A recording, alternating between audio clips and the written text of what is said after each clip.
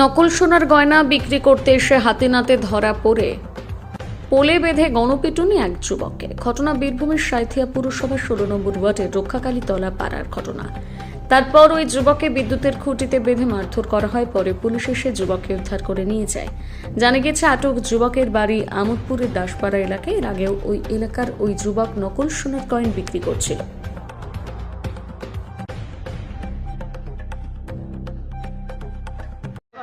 ঘটনাটা আমি বাইক নিয়ে যখন বেরিয়ে যাই, এখানে একটা ছেলেকে দেখি কোলে দড়ি দিয়ে বাঁধা ছিল। আমি দাদার সাথে আমার পরিচিত, আমরা একই লাইনের ব্যবসা করি সব। তো দাদাকে আওয়াজ দিলাম, তো দাদা খুব ব্যস্ত তো ছিল, কিছু বললো না। তারপর আমি সাইকেল সোশ্যাল মিডিয়ায় দেখলাম যে এরকম ব্যাপার, বন্ধকি দিয়ে ছেলেটা 2 নম্বরই সোনা দিয়ে গেছিল। এইটুকুই আমি চেষ্টা করি। ছেলেটা কোথাকার? ছেলেটা কোথাকার আমি এখন পর্যন্ত জানি না।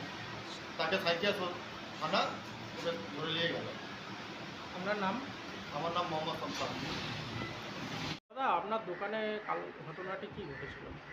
আমার দোকানে হয়েছে কি, মানে পরশু দিন একটা হাট বন্ধ দিয়ে 730,000 টাকা। তো সেই হাটটা আমি প্রথমে বুঝতে পারিনি। হ্যাঁ, প্রথমে বিক্রি করা ছিল, ওটা বুঝতে পারিনি। কিন্তু তারপরে যখন বুঝতে পারি, হ্যাঁ, তখন সেই ছেলেটা আবার ফোন করে একটা মাল দেওয়ার জন্য টাকা আসতে বলি। টাকা আসতে বলার পরে তাকে এখানে বসিয়ে রেখে তাকে তার কাছ থেকে পয়সাটা পুরো আদায় করে আমি থানায় হ্যান্ড ওভার 14,000 টাকা সামথিং বাকি ছিল, যেটা সেটা থানাতে হ্যান্ড ওভার করার পরে সেটা পেয়েছি।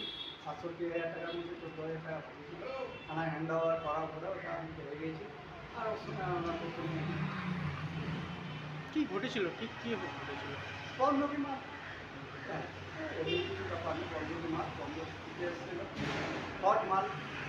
হ্যাঁ, সেটা সবাইকে জানার জন্য, হ্যাঁ, আমি এটা মানে থানাতে দিয়েছিলাম ওর সুরক্ষার জন্য বা সবাইকে জানার জন্য। আপনার দোকানের নাম? আমার দোকানের নাম এম চৌধুরী। আপনার নাম? আমার নাম মিঠুন চৌধুরী।